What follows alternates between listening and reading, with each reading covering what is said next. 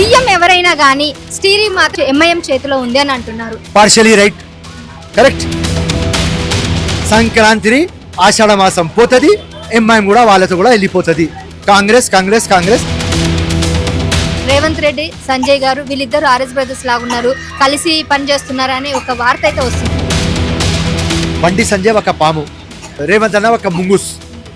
So ముంగుస్ పాము friendship ఎప్పుడు కాదు. ఎంఐఎం వాళ్ళు దాడి చేస్తున్న విషయం బయట పబ్లిక్ గా తెలిసినా గానీ వాళ్ళ మీద ఎందుకు యాక్షన్ తీసుకోలేదు?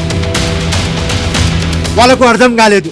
ఆ మూసీ రివర్ కోసం ఏదో ఎంఐఎంతో దోస్తీ చేస్తున్నాం. కాంగ్రెస్ కి ఎన్ని మార్కులు ఫిరోజ్ ఖాన్ నువ్వు వేస్తావా అని చెప్తే ఇప్పుడు 1 year అయింది, మళ్ళీ 1 year తర్వాత ఇంకా టైం కావాలన్నారు. ఇంకో 2 ఏళ్ళు అయితే, ఇంకో 4 ఏళ్ళు అయితే ఎలక్షన్లు వస్తాయి. ఎలక్షన్లు వచ్చేంత వరకు కూడా మీకు టైం కావాలంటే అప్పుడు ఎట్లా? ఇప్పుడు బీఆర్ఎస్ 10 సంవత్సరాలు ఉన్న తర్వాత బంగారు తెలంగాణ అని, చిప్ప తెలంగాణ, అప్పు తెలంగాణ ఇచ్చేసినారు. నమస్తే, welcome to Telangana view. This is Sahasra. Congress 1 year పరిపాలన సందర్భంగా ఈరోజు విజయోత్సవాలు చేసుకుంటున్నారు. నాంపల్లి నియోజకవర్గం సంబంధించి ఇక్కడ వాస్తవ్యులు కానీ లేదంటే ఇక్కడ ఉన్నటువంటి కాంగ్రెస్ లీడర్స్ లో ముఖ్యంగా ఫిరోజ్ ఖాన్ గారు. సో ఫిరోజ్ ఖాన్ గురించి ప్రత్యేకంగా చెప్పక్కర్లేదు. అయితే నిజంగానే విజయోత్సవాలు చేసుకునే సందర్భం తెలంగాణలో ఉందంటారా? మరి ఆ విషయాలు ఆయన్ని అడుగుదాం. నమస్తే అండి. నమస్కారం అమ్మా. సార్, మీకు నిజంగానే అనిపిస్తుందా 1 year సెలబ్రేషన్ సందర్భం కానీ, ఆ సిచ్యువేషన్ కానీ, లేదంటే అలాంటి పరిస్థితులు వచ్చాయా 1 year తర్వాత కాంగ్రెస్ కి? అమ్మ 100% వచ్చినాయి. ఒకటే స్టార్టింగ్ చెప్పేస్తా. అవుట్ ఆఫ్ 10 కాంగ్రెస్ కి ఎన్ని మార్కులు ఫిరోజ్ ఖాన్ నువ్వు వేస్తావా అని చెప్తే 8 వేస్తా. 2 వేయను, ఎందుకంటే మా దగ్గర డబ్బులు లేవు, ఫైనాన్షియల్ కన్స్ట్రెంట్లో ఉన్నాం. జనాలు నాకు వింటున్నారు, ఆనెస్ట్గా చెప్తున్నాం. 7 lakh crores అప్పు ఉన్నది.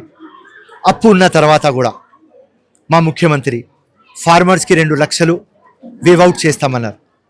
25 లక్షల ఫార్మర్స్కి 21,000 crores వేవ్ అవుట్ చేస్తున్నారు. డబ్బు లేను తర్వాత కూడా అన్ని స్కీమ్లు అమలు చేస్తున్నాం. సరే, ఇప్పుడు మీరు ఫార్మర్స్ కి అందరికి రుణమాఫీ చేస్తారని మీరు అంటున్నారు, కానీ ఒకవైపు రైతులు మాత్రం మాకు ఇప్పటి వరకు కూడా అందలేదు, రుణమాఫీ అందలేదు, మాకు ఇవ్వాల్సిన బకాయిలు కూడా రాలేదు, అసలు ఎన్నో ఇస్తామన్న హామీలు కూడా ఇవ్వలేదని చెప్తున్నారు. మీరు ఎంత గ్యారెంటీగా ఎలా చెప్పగలుగుతున్నారు వాళ్ళందరికి ఇచ్చామని? వినండి, 80% రీచ్ అయింది అమ్మ, ఇంకా 20% రీచ్ కావాలి. అది దానికి రీజన్ యాక్చువల్ కూడా మీరు చూస్తే టెక్నికల్ ఎర్రర్. మాకు చిత్తశుద్ధి ఉన్నది. సోనియమ్మ, రాహుల్ గాంధీ, రేవంత్ అన్న అందరు ప్రామిస్ చేస్తున్నారు. మేము డిసైడ్ అయిపోయినాం 100% ఏదైనా కానీ మాకు సొంతంగా గిర్వీ పెట్టుకుంటాం, కానీ ఫార్మర్స్కి ఇస్తాం. టెక్నికల్ ఎర్రర్ అని 20%కి దొరకలేదు. మీ ఛానల్ ముందు చెప్తున్నా, సంక్రాంతి దాకా 1 monthలో ఆ 20% కూడా కవర్ అయిపోతుంది. మరి మిగిలిన హామీల సంగతి ఏంటి? 6 గ్యారెంటీలు ఇస్తామని చెప్పారు, ఇస్తున్నామని అంటున్నారు, కానీ కేవలం మహిళలకు బస్సు తప్ప, ఉచిత బస్సు తప్ప మిగిలిన గ్యారెంటీల గురించి ప్రస్తావన లేదు. ఎవరు కూడా సంతృప్తిగా లేరు. Honestly you are right. 6 guarantees అమలు చేయాలి. మేము ఫైనాన్షియల్ కన్స్ట్రెంట్ ఉన్నది అని చేయలేకపోతున్నాం. 3-4 monthsలో అమలు చేస్తాం. 2,500 rupees మహిళలకు ఇవ్వాలి, అది 100% ఇవ్వాలి. సీనియర్ సిటిజన్స్కి 4,000 ప్రామిస్ చేసినాం. ఇంకా ఇంద్రమ్మ హౌసింగ్ చెప్పినాం. ఊర్లో స్టార్ట్ అయింది, అంటే రూరల్లో స్టార్ట్ అయింది, అర్బన్లో, సిటీలో స్టార్ట్ కాలేదు. 200 units వైట్ రేషన్ కార్డ్ ఎవరికి ఉన్నది మాఫ్ చేస్తామన్నాం. ఊర్లో అయిపోతుంది. సిటీలో ఓన్లీ 35% to 40% అయింది. ఇంకా 60% అమలు కావాలి. Gas ఇస్తామన్నాం 500 rupees. 2 సబ్సిడీస్ ఇస్తున్నాం, 350 rupees and 40 rupees. అది కూడా 35% అమలైంది. ఇంకా 60-65% అమలు కావాలి. ఇట్లాంటి అన్ని మేము ప్రామిస్లు చేసినాం. ఇంకా కొద్దిగా టైం కావాలి. ఇంకా ఎన్ని రోజులు కావాలి? 100 రోజుల పరిపాలన టైంలో ఇస్తామన్నారు, ఇంకో 2 months లో అన్నారు. 6 నెలల పరిపాలనలో మళ్ళీ రేపు ఇస్తామన్నారు. ఇప్పుడు 1 year అయింది, మళ్ళీ 1 year తర్వాత ఇంకా టైం కావాలన్నారు. ఇంకో 2 ఏళ్ళు అయితే, ఇంకో 4 ఏళ్ళు అయితే ఎలక్షన్లు వస్తాయి. ఎలక్షన్లు వచ్చేంత వరకు కూడా మీకు టైం కావాలంటే అప్పుడు ఎట్లా? ఎప్పుడు చేస్తారు? జనాలు ఎదురు చూస్తున్నారు కదా. పర్ఫెక్ట్. ఇప్పుడు బీఆర్ఎస్ 10 సంవత్సరాలు ఉన్న తర్వాత బంగారు తెలంగాణ అని, చిప్ప తెలంగాణ, అప్పు తెలంగాణ ఇచ్చేసినారు. వాళ్ళు ప్రామిస్ చేసింది అమలు చేయలేదు కాబట్టి పబ్లిక్ వాళ్ళకు ఇంట్లో కూర్చోపెట్టినారు. ఎంపీ ఎలక్షన్లో 0 ఇచ్చినారు. ఇంకా ఫ్యూచర్ ఎలక్షన్స్ కూడా లోకల్ బాడీ ఎలక్షన్స్ కార్పొరేటర్ కానీ కౌన్సిలర్స్ కానీ జెడ్పీటీసీ ఎంపీటీసీ సర్పంచ్ అన్ని ఎలక్షన్లు వస్తున్నాయి. మేము కూడా హామీలు అమలు చేయకపోతే మాకు ఓట్లు దొరకవు. 100 డేస్ చెప్పినాం, 1 సంవత్సరం చెప్పినాం, కోషిష్ చేసినాం. మొత్తం ఫైనాన్షియల్లీ చూసుకొని మా ముఖ్యమంత్రి టోటల్ వరల్డ్లో తిరుగుతున్నారు, ఇండియాలో తిరుగుతున్నారు. కొత్త కొత్త స్కీమ్లు తీసుకువస్తున్నాం. మూసీ కానీ హైడ్రా కానీ ఈ అన్ని స్కీమ్లకు మాకు డబ్బులు కావాలి. ఇప్పుడు మీరు తెచ్చిన ఈ స్కీమ్లన్నిటికీ ప్రజల దగ్గర నుంచి వ్యతిరేకత వస్తుంది కదా. హైడ్రా విషయంలో కానీ, మూసి సుందరీకరణ విషయంలో కానీ, ఇంకా ఏవైతే ఫార్మా కంపెనీ తన సొంత నియోజకవర్గంలో ఫార్మా కంపెనీ పెట్టే విషయంలో కానీ రేవంత్ రెడ్డి తీసుకున్న నిర్ణయాలు అన్నింటిలో కూడా ప్రజల నుంచి ముఖ్యంగా వ్యతిరేకత వస్తుంది. మరి ప్రజలకి నచ్చని నిర్ణయాలు ఎందుకు ముఖ్యమంత్రి గారు తీసుకుంటున్నారు? మీ క్యాడర్ నుంచి కానీ, మీ పార్టీ నాయకుల నుంచి కూడా ఎందుకు అతనికి మద్దతు పలుకుతున్నారు? మూసీ రివర్ పబ్లిక్కి ఫైదా అవుతుంది అమ్మ. 240 kilometres change pure drinking water వస్తుంది, టూరిజం స్పాట్ అవుతుంది. ఇలా ఎట్లా అధ్వానం పొజిషన్లో అక్కడ ఉన్నారు, వాళ్ళ లైఫ్ బాగుపడుతుంది. హైడ్రా కూడా సేమ్, చిన్న వాటర్ పడితే రెయిన్ పడితే మొత్తం సిటీ ఫ్లడెడ్ అయిపోతుంది. మొత్తం లేక్స్ పౌండ్స్ మీ ప్రాపర్టీ మా ప్రాపర్టీ, అది కాంగ్రెస్ ప్రాపర్టీ కాదు, రేవంత్ రెడ్డి ప్రాపర్టీ కాదు. ఆ ప్రాపర్టీలకు మనం సేవ్ చేస్తున్నాం, దానిలో ఫైదా అవుతుంది. సో యాక్చువల్ కారణం ఉన్నది అంటే మా కాంగ్రెస్ క్యాడర్కి 90% క్యాడర్కి మూసీ మీద హైడ్రా మీద అవగాహన లేదు. నేను ముఖ్యమంత్రికి చెప్పిన క్లాస్ పెట్టండి. ఆపోజిట్ పార్టీ బీఆర్ఎస్ కానీ బీజేపీ మూసీకి హైడ్రాకి హైలైట్ చేస్తున్నారు. అండ్ మన దగ్గర కౌంటర్ ఇవ్వడానికి పబ్లిక్ దగ్గర సబ్జెక్ట్ మీద అవగాహన లేదు, అంటే కంటెంట్ లేదు, వాళ్ళకు తెలియదు. దానికోసం కలెక్టివ్ కౌంటర్ మేము చేస్తలేం. సో తప్పకుండా ఈ న్యూ ఇయర్ తర్వాత మా టోటల్ క్యాడర్కి అవగాహన తీసుకువస్తాం, దానికి చూపిస్తాం మూసీలో ఏం ఫైదా, హైడ్రాలో ఏం ఫైదా. ఇది దాని తర్వాత అప్పుడు బీఆర్ఎస్ వాళ్ళు బీజేపీ వాళ్ళు మాట్లాడితే అప్పుడు మా వాళ్ళు కౌంటర్ ఇస్తారు, అప్పుడు పబ్లిక్కి అర్థమవుతుంది. ఇప్పుడు మేము కౌంటర్ ఇస్తలేము కాబట్టి పబ్లిక్ నమ్ముతున్నారు.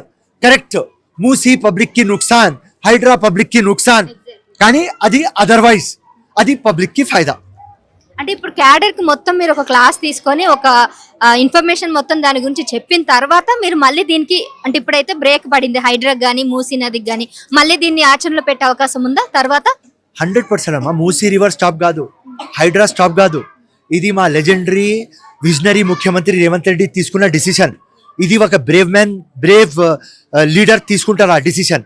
ఆ విజన్ కానీ ఆ మిషన్ కానీ మనకు అర్థం కాదు, కానీ ఇదే లాభాలు మా క్యాడర్కి ఎక్స్ప్లెయిన్ చేయాలి, అర్థం చేసుకోవాలి. వాళ్ళకు మూసీ దగ్గర తీసుకుపోవాలి, హైడ్రా దగ్గర తీసుకుపోవాలి.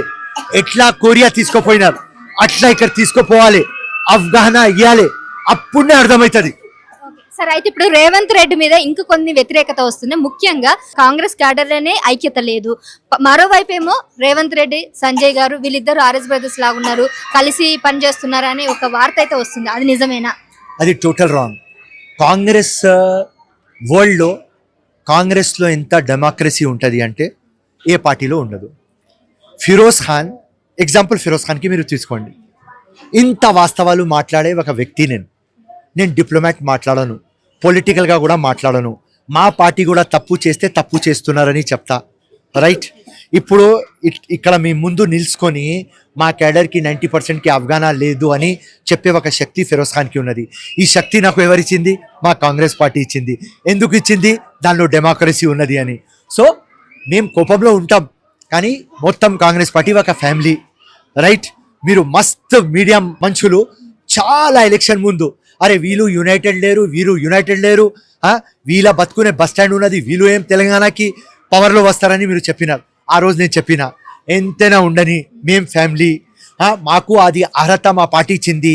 వేరే పార్టీలలో బెడ్రూమ్ లాక్ చేసుకొని తిట్టుకుంటారు, మా దగ్గర బెడ్రూమ్ ఓపెన్ చేసుకొని తిట్టుకుంటాం.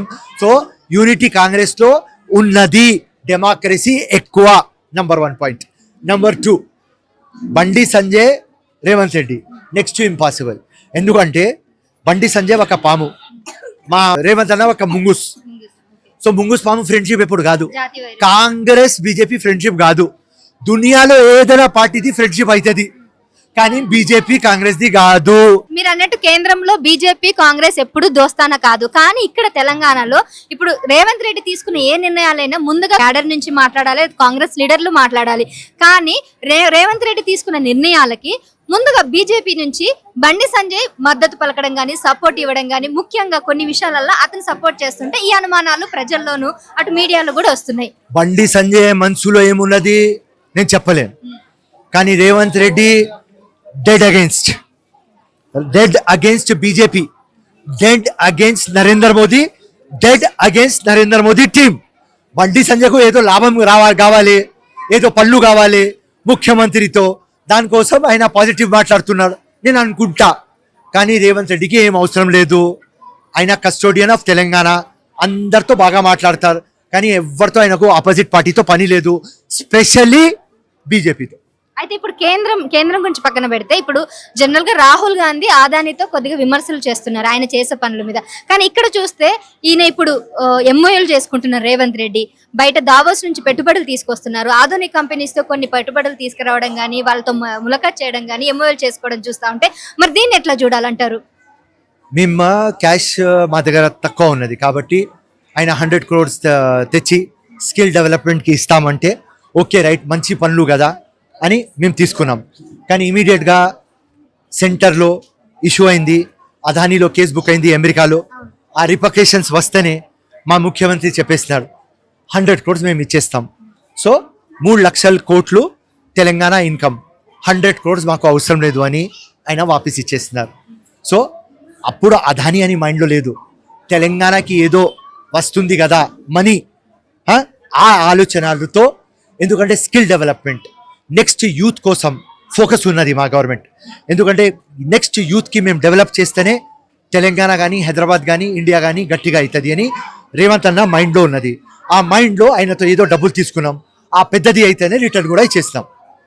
సరే, అపార్ట్ ఫ్రమ్ కాంగ్రెస్ రేవంత్ రెడ్డి పక్కన పెడితే ఇప్పుడు మీ గురించి మాట్లాడుకుందాం సార్. సో ఎన్నికలకు ముందు మిమ్మల్ని కలవడం కూడా జరిగింది, ఖచ్చితంగా గెలుస్తాను, బోకస్ ఓట్లు లేకపోతే గెలుస్తానని కూడా చెప్పడం జరిగింది. అయితే కాంగ్రెస్ ఏం చెప్పింది, ఇక్కడ ముఖ్యంగా నాంపల్లి నియోజకవర్గంలో బోకస్ ఓట్లు అన్ని తీసేసామని కూడా కన్ఫర్మ్ చేశారు. మరి తీసేసినా కూడా మీరు ఎందుకు ఓడిపోయారు? తీయలేదు అమ్మ, హాఫ్ తీసినారు, హాఫ్ తీయలేకపోయినాం. అది ఆ సిస్టంలో లకునా ఉన్నది, సిస్టంలో ప్రాబ్లం ఉన్నది. ఆ 50,000 తీసినాం, 50,000 తీయలేదు. దానికోసం ఒక 2,000తో ఓడిపోయినా, నో ప్రాబ్లం. 5 times ఓడిపోయినా, 6th ఎలక్షన్కి రెడీ ఉన్నా. లాస్ట్ డిసెంబర్ 3rd ఓడిపోయినా, ఇవాళ డిసెంబర్ 6th, 1 year 3 days అయిపోయింది. ఒక హాలిడే కూడా తీసుకోలేదు, బర్త్డే సెలబ్రేట్ చేయలేదు, బక్రీద్ రంజాన్ ఈద్ సెలబ్రేట్ చేయలేదు, వెడ్డింగ్ యానివర్సరీ సెలబ్రేట్ చేయలేదు. కానీ 1 year సెలబ్రేషన్ మాత్రం చేస్తున్నారు కాంగ్రెస్. 100%. ఎందుకంటే ఇది పబ్లిక్ పార్టీ కాబట్టి, బీదోలా పార్టీ కాబట్టి, గరీబోంకి పార్టీ కాబట్టి, ప్రజల పార్టీ కాబట్టి, అండ్ మంచి పనులు చేస్తున్నాం కాబట్టి 100%. మా Revanth Reddy great chief minister కాబట్టి మా కేబినెట్ బాగా పని చేస్తున్నది, చిత్తశుద్ధితో చేస్తున్నది. మా దగ్గర ఎంత డబ్బులు ఉన్నాయి దానికంటే ఎక్కువ తెచ్చి ఇస్తున్నామని మాకు సంతృప్తి ఉన్నది కాబట్టి సెలబ్రేషన్ చేస్తున్నాం. మీరు పార్టీకి ఇంత ఇంపార్టెన్స్ ఇస్తున్నారు, పార్టీ కోసం ఇంత పాటు పడుతున్నారు, కానీ పార్టీలో మిమ్మల్ని చిన్న చూపు చూస్తుందని క్యాడర్ అంటుంది. దీనికి ఏం చెప్తారు? Total wrong. ఇప్పుడు కంటెస్టెడ్ నాన్ కంటెస్టెడ్ బ్రాకెట్ నడుస్తుంది అమ్మ. ఎవరు కంటెస్ట్ చేసినారు వాళ్ళకు ఇయ్యరు, రైట్? ఇప్పుడు దాకా పోస్టులు ఎవరెవరికి ఇచ్చినారు, ఎవరు కంటెస్ట్ చేయలేదు. బల్మూర్ వెంకట్ ఎమ్మెల్సీ ఇచ్చినారు, కంటెస్ట్ చేయలేదు. రాజ్యసభ అనిల్కి ఇచ్చినారు, కంటెస్ట్ చేయలేదు. ఎవరెవరు కంటెస్ట్ చేయలేదు, ఇక్కడ పక్క సాయి ఉంటాడు, ఆయన కంటెస్ట్ చేయలేదు, ఆయనకు చైర్మన్ ఇచ్చినారు. ఇట్లా ఎవరు కంటెస్ట్ చేసినారు వాళ్ళ ఒక్కరికి కూడా ఇవ్వలేదు. ఆ వాల్ ఉన్నది, ఏ రోజు ఆ వాల్ బ్రేక్ అవుతుంది ఫిరోజ్ ఖాన్ ఫస్ట్ వచ్చేస్తారు.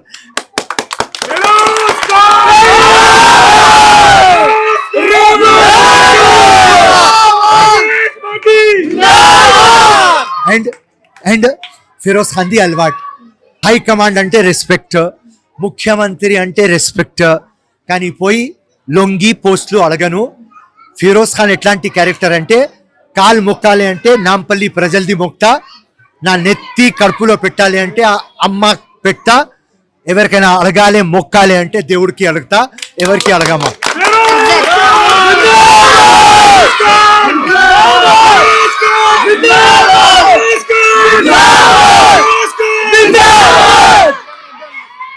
Exactly you are actually very powerful leader in Hyderabad.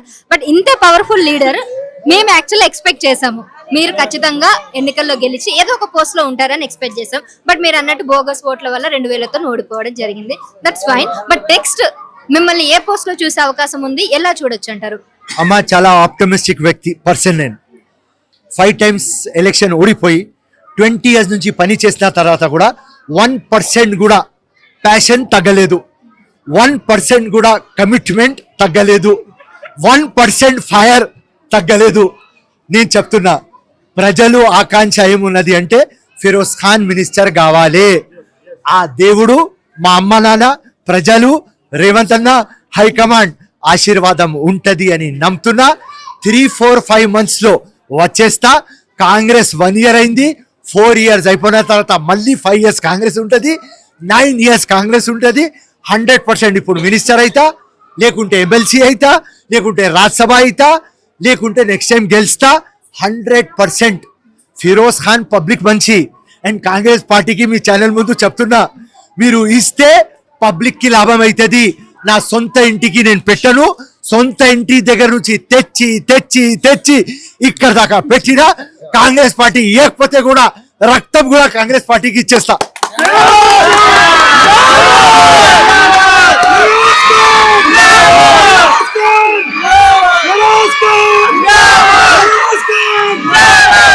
Well sir, యాక్చువల్గా చాలా మీకు ఫాలోయింగ్ ఉంది. అండ్ ఇప్పుడు ప్రస్తుతం నాంపల్లిలో ఎంఐఎం పార్టీ మీకు చాలా పెద్ద అపోనెంట్.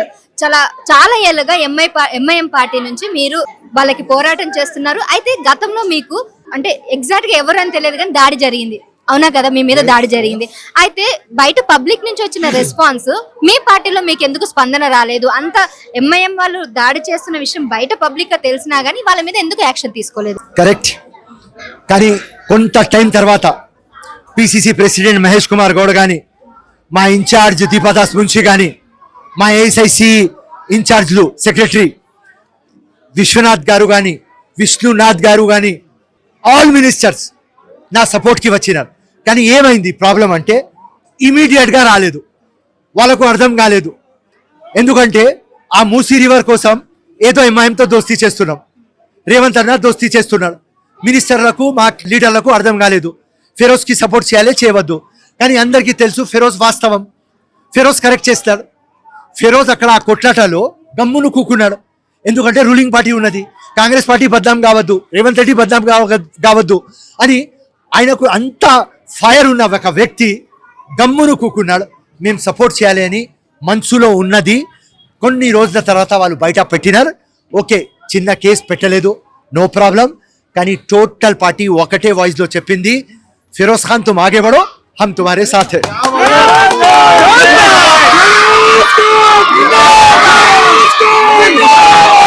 రైట్, ఇప్పుడు మీరే అన్నారు కాంగ్రెస్ దోస్తన చేస్తుంది ఎంఐఎం తోని.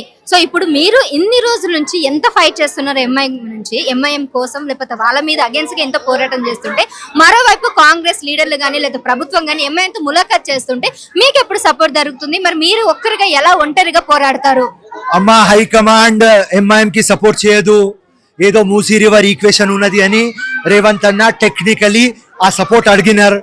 బీఆర్ఎస్ లొల్లి పంచాయత్ చేస్తున్నది, ఇంకా బీజేపీ లొల్లి పంచాయత్ చేస్తున్నది. మొత్తం మూసీ రివర్ అక్కడ నుంచి నల్గొండ నుంచి ఇక్కడ వికారాబాద్ దగ్గర పోతే మొత్తం ఎంఐఎం కాన్స్టిట్యుయెన్సీలు మధ్యలో వస్తున్నాయి. సో వాళ్ళ సపోర్ట్ కావాలి. టెక్నికల్ పాయింట్లో ఆయన సపోర్ట్ చేస్తున్నాడు, నో ప్రాబ్లం. కానీ ఎంఐఎం కి టోటల్ అగేన్స్ట్ ఉన్నాడు మా Rahul Gandhi. High command Rahul Gandhi clear cut అన్నారు నా ముందునే, అసదుద్దీన్ ఆర్ఎస్ఎస్ ఏజెంట్ అని. సో టెంపరవరీ దోస్తీ ఉంటుంది, పర్మనెంట్ ఉండదు. పర్మనెంట్ కాంగ్రెస్ ఉంటది, పర్మనెంట్ ఫిరోజ్ ఖాన్ ఉంటాడు. Exactly, you are whatever you said right. కానీ ఇప్పుడు బయట ఎట్లా ఉందనంటే సీఎం ఎవరైనా కానీ స్టీరింగ్ మాత్రం ఎంఐఎం చేతిలో ఉంది అని అంటున్నారు. అంటే కంట్రోల్ మొత్తం ఆయన ఎంఐఎం పార్టీలో ఉంది అని అంటున్నారు, హైదరాబాద్ లో ముఖ్యంగా. దీనికి మీరేం చెప్తారు? Partially right, correct correct, partially right.